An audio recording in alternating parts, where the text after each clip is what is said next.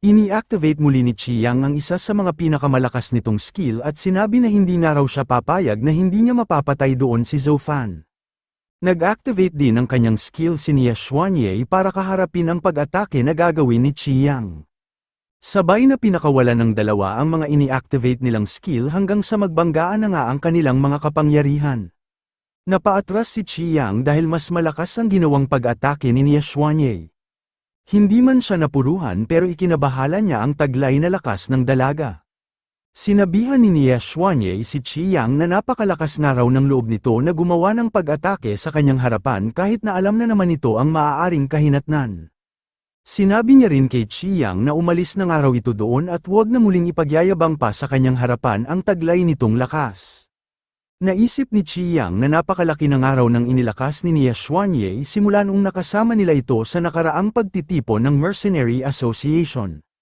Nakakakilabot nga raw ang babaeng ito dahil nagawa na agad nitong makaakyat sa intermediate stage war god sa ganoong kabatang edad. Naisip rin ni Bu Qiufeng na kapag nga raw nakapagpalakas pa sina Nia Xuanye at Zhou Fan sa loob ng 2 taon ay hindi na raw niya alam kung hanggang saan ang ilalakas ng mga ito. Mukhang malaking banta nga raw para sa kanya ang dalawang ito. Nagsalita ang presidente at sinabi na kahit nga raw mawala na siya ay hindi pa rin si Bu Qiufeng ang magiging pinakamalakas sa loob ng Mercenary Association. Kapag nabigyan pa nga raw ng 2 o 3 taon sina Nia Xuanye at Zhou Fan ay tiyak siya na malalampasan pa ng mga ito ang kanilang lakas. Sinabihan ni Bu Qiufeng ang presidente nang manahimik nga raw ang matandang ito. Kapag napatay ng araw niya ito ay agad niya ring isusunod sina Nia Xuanye at Zhou Fan. Sa sandaling magawa niyang araw yun ay mapapasa kanya na ang paghahari sa buong Mercenary Association. Tinawag ni Bu Qiufeng si Chiang at tinanong kung ano ba raw ang hinihintay nito. Naglabas si Chiang ng isang item at sinabi sa ating bida na sisiguraduhin niyang araw na mapapatay niya ito kahit pa malaki ang pinsala sa kanya ng kanyang gagawin. Nangamba naman si Zhou Fan noong makita nito ang item na inilabas ni Chiang, pamilyar nga raw sa kanya ang hawak nitong flute. Pinatunog na ni Chiang ang inilabas nitong flute para kontrolin ang mga naglalakasang halimaw na naroon din sa loob ng Paradise Tower. Agad na lumapit ang 2 makapangyarihang halimaw noong mapasailalim ang mga ito sa hipnotismo nang narinig nilang tunog. Sinabi ni Zhou Fan na tama nga raw ang kanyang hinala. Isang araw beast-taming flute ang inilabas ng walang hiyang si Chiang. Mas lalo pang nabahala ang ating bida noong makita na nito ang mga lumapit sa kanilang halimaw. Ang beast-taming flute nga raw na ginagamit ni Chiang ay may kakayahang kumontrol ng mga Monster King. Habang dumedepensa ay nagtataka rin si Nia Xuanye kung paano nga raw nagawa ni Chiang na makapag-master ng ganoong sandata. Sinabi ni Chiang na may malaking araw pinsala sa kanyang katawan ang paggamit ng Monster King level beast-taming flute. Pero sulit pa rin daw ito kung magagawa niya namang mapatay sina Zhou Fan at Nia Xuanye gamit ang sandatang ito. Sinabihan ng ating bida ang kanyang sister Ye na tutulungan niya nga raw ito sa pagdepensa para sabay silang makalayo sa mga umaataking Monster King. Sumagot naman si Nia Xuanye at sinabi na hindi raw nila kailangang umatras. Magsanib puwersa na nga lang daw ulit sila para matalo na nila ang mga kinakalaban nilang ito. Nagtanong si Zhou Fan sa kanyang sister Ye kung gagamitin na ba raw ulit nito ang secret technique na ginawa nila noon. Sumagot naman ng oo si Nia Xuanye at sinabi sa ating bida na maghanda na nga raw ito.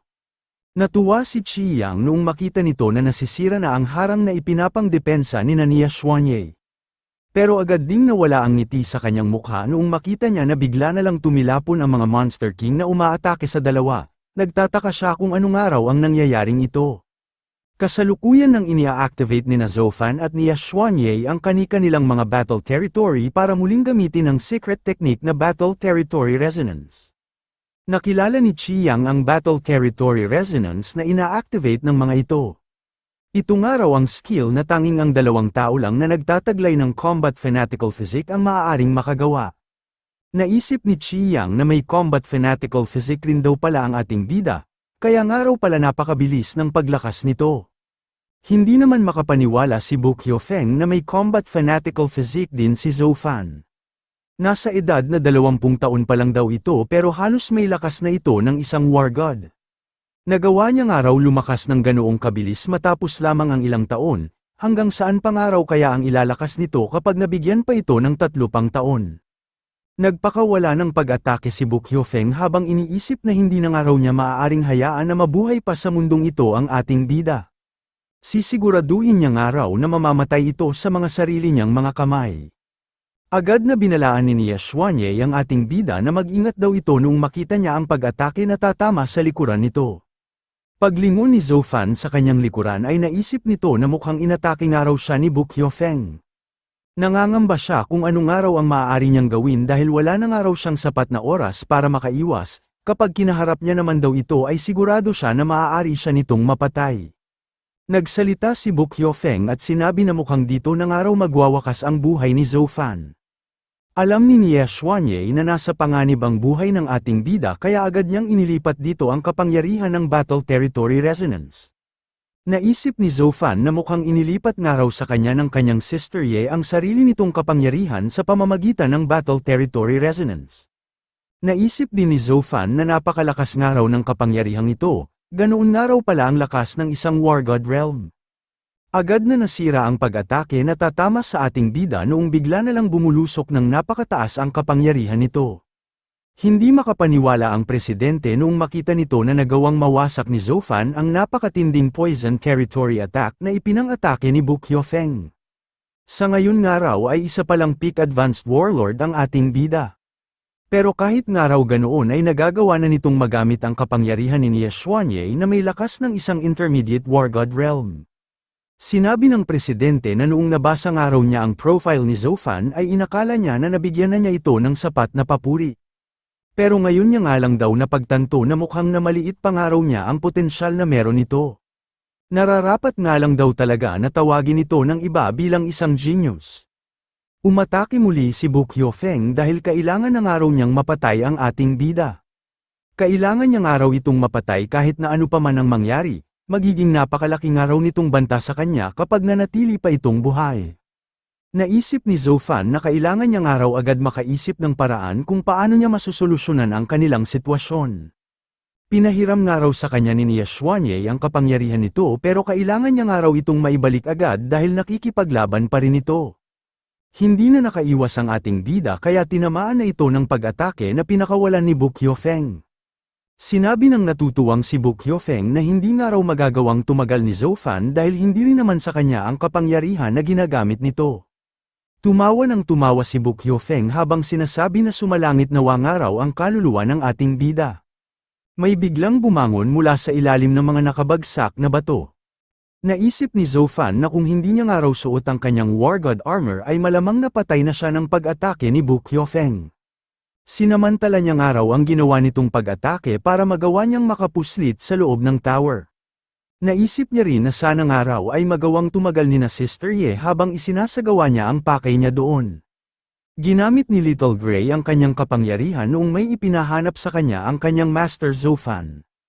Agad na tumakbo ang ating bida sa direksyon na itinuro sa kanya ni Little Gray.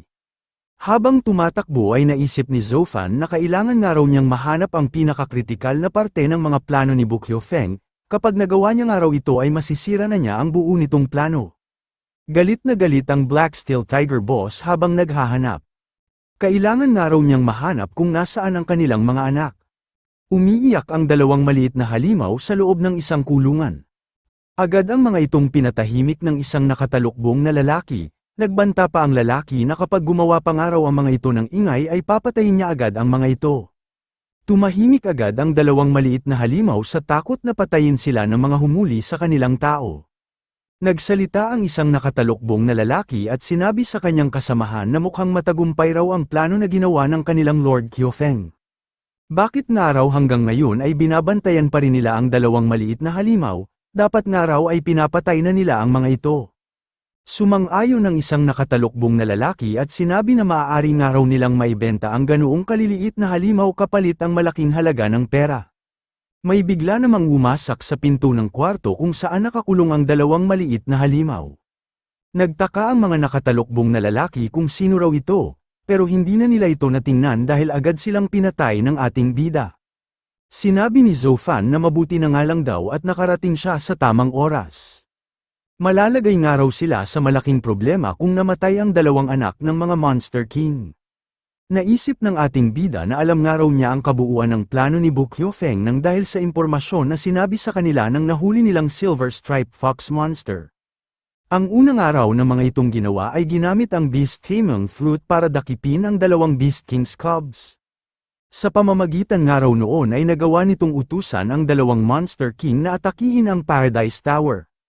Sa sandaling mabasag na nga raw ang depensa ng Paradise Tower ay doon na nito papatayin ang nagpapagaling na presidente.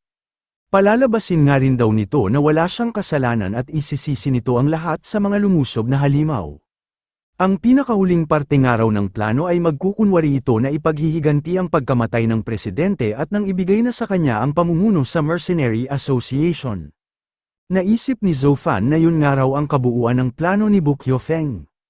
At ang dalawang Monster King's Cubs nga raw na iniligtas nila ang magiging susi para masira niya ang buong plano nito. Ang kailangan na nga lang daw niyang gawin ngayon ay ang ilabas ang dalawang maliit na halimaw sa loob ng Paradise Tower. Kaso nga lang daw ay napaka-agresibo rin ng dalawang maliit na halimaw, mukhang natatakot nga rin daw sa kanya ang dalawang ito. Nagsalita ang Wasp King at sinabi sa kanyang Master Zhou Fan na siya na nga raw ang bahala, siya na nga lang daw ang kokontrol sa dalawang maliit na halimaw. Nagtanong si Zhou Fan sa Wasp King kung ang paraan ba raw na gagamitin nito ay ang ginawa nito sa nakalaban niyang kambal. Kapag nalaman nga raw ng dalawang Monster King na napasailalim ng kontrol ng iba ang kanilang mga anak ay hindi na raw niya maisip kung ano ang maaari nitong kahinatnan. Napansin ng ating bida ang pagtahol ni Little Gray, tumatahol si Little Gray para sabihin sa kanyang Master Zhou Fan na siya na nga lang daw ang bahala. Ginamit ni Little Gray ang napakalakas nitong aura para pasunurin ang dalawang nagagalit na maliit na halimaw. Tuwang-tuwa ang Wasp King sa ginawa ng kanyang Master Little Gray. Nagtataglay nga raw ito ng napakalakas na aura na nagmumula sa Noble Monster bloodline nito. Pinagmalaki ni Little Gray sa kanyang Master Zhou Fan na wala na nga raw silang problema, napaamo na nga raw niya ang mga maliliit na halimaw. Agad na kinarga at hinaplos ng ating bida ang nagpasikat na si Little Gray. Pinuri niya rin ito at sinabi na habang tumatagal nga raw ay mas lalo pa itong lumalakas. Naisip ng ating bida na ngayon nga raw na tapos na sila doon, oras na nga raw para sirain na nila ang buong plano ng walang hiyang si Bu Qiufeng. Shoutout kay Idol Jim Dialola sa pagbibigay ng 198 stat points. Shoutout din kina Idol Jesselyn Logatok, Idol Rexon Paghubasan, Idol Tofair, at Idol JP sa pagbibigay ng tig 50 stat points. Maraming salamat po. Sa gitna ng labanan ay nabahala si Director Do Ching dahil mas dumarami pa nga raw ang bilang ng mga kalaban nilang halimaw. Kapag nagpatuloy pa nga raw ito ay magiging delikado na ang kanilang sitwasyon. Naisip ni Do Ching na kailangan nga raw niyang makagawa ng paraan kung paano nila ito malalampasan. Nagsalita si Qi Yang at sinabi kay Du Ching na ilang taon na nga raw silang nagkakalaban, oras na nga raw para malaman na nila kung sino ang magwawagi sa kanilang dalawa. Nagulat si Du Ching noong makita nito na gumagamit ng Beast Taming Flute si Qi Yang. Doon niya napagtanto na ito raw pala ang dahilan kung bakit bigla na lang silang inatake ng mga naglalakasang halimaw. Agad na dumipensa ang grupo ni Du Ching noong magpakawala ng pag-atake ang Monster King na Silver Stripe Fox. Nangamba si Du Ching dahil napakalakas nga raw ng pag-atake ng halimaw na ito. Natuwa si Qi Yang at sinabihan si Du Ching nang nakakaawa nga raw ito, sisimulan niya nga raw sa pagkamatay nito ang kanyang paghihiganti para sa mga namatay niyang estudyante. Pinatunog na muli ni Qi Yang ang Beast Taming Flute para utusan ang mga malapit na halimaw na patayin na ng mga ito si Du Ching. Nag-alala naman ang presidente noong makita nito na nanganganib na ang buhay ng kanilang direktor. Pero naisip niya na kailangan pa rin daw niyang kumalma, kapag gumalaw na nga raw siya ngayon ay mababaliwala lang ang ginawa niyang pagpapagaling at ang pagsasakripisyo ng iba nilang mga miyembro. Kailangan pa nga raw niya ng kaunting oras bago niya maalis ng tuluyan ang lason na nasa kanyang katawan. Napahingi na lang ng pasensya ang presidente at naisip na sana nga raw ay makaligtas si Du Ching. Nagmadali si Nia Xuanye habang iniisip na hindi nga raw sila maaaring mamatayan ng isang War God level master. Kailangan nga raw niyang tulungan si Du Ching kung hindi ay isa-isa na silang mamamatay doon. May bigla namang umatake kay Nia Xuanye kaya napatigil ito sa paglapit kay Du Ching. Agad na nakilala ni Nia Xuanye na kay Bu Qiufeng nga raw nagmula ang pag-ataking ito. Sinabihan ni Bukyofeng si Nia Xuanye na wag na nga raw itong makialam at hintayin na lang ang kanyang kamatayan. Sinabi ni Bukyofeng na pagkatapos nga raw ng laban na ito ay siya na nga raw ang mamumuno sa Mercenary Association. Lahat nga raw ng susunod sa kanyang kagustuhan ay uunlad at lahat naman daw ng kakalaban sa kanya ay mamamatay. Nagtanong si Chi Yang kung sino raw ito noong maramdaman niya na may lumapit sa kanyang likuran. Hindi na sumagot ang ating bida at agad nang inatake si Chi Yang. Napahiyaw si Chi Yang noong masaksak siya sa dibdib ng isang espada, nagulat din siya sa flaming sword power na nakabalot sa sandatang ito. Hindi makapaniwala si Chi Yang noong makita nito na buhay pa pala si Zhou Fan. Sinabihan ng ating bida si Chi Yang na mukhang masyadong araw itong nakampante at hindi na nito nagawang makaiwas. Sinabihan niya rin si Chi Yang na hindi nga raw ito ang magpapasya kung sino ang mananalo sa kanila. Natuwa si Nia Xuanye noong makita nito na nagawa palang makaligtas ni Zhou Fan. Hindi naman makapaniwala si Bukyofeng kung paano nga raw nagawang mabuhay ng ating bida matapos itong tamaan ng kanyang pag-atake. Nasaksak man sa dibdib si Chi Yang pero hindi pa rin ito nabahala, sinabi pa nito na mabuti nga raw at buhay pa rin ngayon si Zhou Fan. Napaatras ang ating bida noong bigla na lang nagpalabas ng napakalakas na kapangyarihan si Chi Yang. Naisip ni Zhou Fan na talagang napakalakas nga raw ng isang intermediate war god. Kahit nga raw nagtamo na ng matinding pinsala si Chi Yang ay nagagawa pa rin itong makapagpalabas ng ganoong kalakas na kapangyarihan. Nagsalita na muli si Chi Yang at sinabi na dahil nga raw buhay pa rin hanggang ngayon ang ating bida, magagawa na niya nga raw itong mapatay gamit ang sarili niyang mga kamay.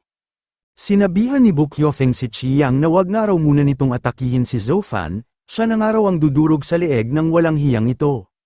Umalis na si Bukyofeng sa loob ng Paradise Tower para lapitan ang ating bida. Habang nasa ere ay sinabihan ni Bukyofeng ang ating bida na wala nga raw magagawa ang lakas nito laban sa kanila at sa mga sinama niyang hukbo ng mga halimaw. Kahit anong araw ang gawin nito ay hindi na ng mga ito magagawa pang manalo. Sinabi rin ni Bukyofeng na kapag sumuko at lumuod sa kanya ang ating bida ay ipapangako niya nga raw na bubuhayin niya ito. Habang nakikinig ay sinabi ni Director Do Ching na sino nga raw ang maniniwala sa mga pangako ng walang hiyang tao na gaya ni Bukyofeng. Pero naisip rin ni Do Ching na may katotohanan rin daw ang mga unang sinabi nito. Patuloy pa nga raw ang pagdami ng mga kinakalaban nilang halimaw kaya mas lalo pang lumalala ang kanilang sitwasyon. Naisip niya rin na kahit pa nga raw siguro manumbalik ang lakas ng kanilang presidente ay mahihirapan na rin silang manalo. Nakita ni Du Ching ang papalapit na boss ng mga Black Steel Tiger, kapag sumali pa nga raw ang Monster King na ito sa gitna ng laban ay mas lalo na silang mahihirapan. Nangangamba si Du Ching habang iniisip na mukhang ito na nga raw talaga ang kanilang katapusan. Ngumiti si Bukyofeng at nagsalita na huli na nga raw para magsisuko pa ang mga ito. Ngayon pa nga lang daw ay magpaalam na sila sa isa't isa. Pagkapasok ng Black Steel Tiger boss sa loob ng labanan ay agad itong umatake. Walang kaalam-alam si Bukyofeng na para sa kanya pala ang ginawang pag-atake ng dumating na halimaw. Nagtaka si Du Ching kung ano nga raw ang nangyayari, bakit nga raw si Bukyofeng ang inatake ng Black Steel Tiger boss. Sinabihan ni Bukyofeng ang umatake sa kanyang halimaw kung ano nga raw ang ginagawa nito. Nakalimutan na ba raw nito ang kanilang kasunduan? Tinakot niya rin ang Black Steel Tiger boss kung gusto na ba raw talaga nitong mamatay ang kanyang anak. Tinawag ni Zhou Fan si Bukyofeng at sinabi na tumingin daw ito sa ituturo niyang direksyon. Nagulat si Bukyofeng noong tingnan nga nito ang direksyon na itinuro ng ating bida. Takang-taka ito kung bakit nga raw naroon na sa labas ang mga dinakip nilang maliliit na halimaw at bakit nga raw nakakagalaw pa rin ang mga ito. Inasar ni Zhou Fan si Bukyofeng at sinabi na nabigo nga raw ito sa binabalak nitong pagpatay sa mga anak ng mga Monster King. Tinanong ni Bukyofeng ang ating bida kung ito nga ba raw ang nagligtas sa mga maliliit na halimaw, talagang napakagaling nga raw nitong makialam. Binanggit pa ni Zhou Fan ang mga ginawang plano ni Bukyofeng para mas lalo pa itong maasar. Sinabi ni Zhou Fan na pinaatake nga raw nito sa kanyang mga tauhan ang presidente ng Mercenary Association gamit ang napakatinding lason habang nagsasagawa ito ng kanyang pag-breakthrough. Pero hindi nga raw nito inasahan na mabubuhay ang presidente kaya hindi nagtagumpay ang kanyang plano. Sinabi rin ng ating bida na sinamantala naman daw ni Bukyofeng ang pagtatago ng presidente para makialam sa ginanap na Monster Territory Trial. Ginawa nga raw ito ni Bo Qiufeng para magkaroon sila ng access sa treasury ng Mercenary Association. Sinabi ni Zhou Fan na nabigo nga raw ulit ito dahil napigilan niya nga raw ang plano nito at siya nga raw ang itinanghal na kampyon. Binanggit din ng ating bida ang ginawang plano ni Bo Qiufeng na pagpapadala ng tauhan sa loob ng Grey Realm Monster Cave para kontrolin at dakipin ang mga anak ng mga Monster King gamit ang Beast Taming Flute. Tinakot nga raw nito ang dalawang Monster King gamit ang buhay ng kanilang mga anak para magsama ng napakaraming halimaw na wawasak sa depensa ng Paradise Tower. Sinabihan ni Zhou Fan si Bo Qiufeng na wala nga raw karapatan ang walang hiyang gaya nito na maghangad na maging presidente ng Mercenary Association.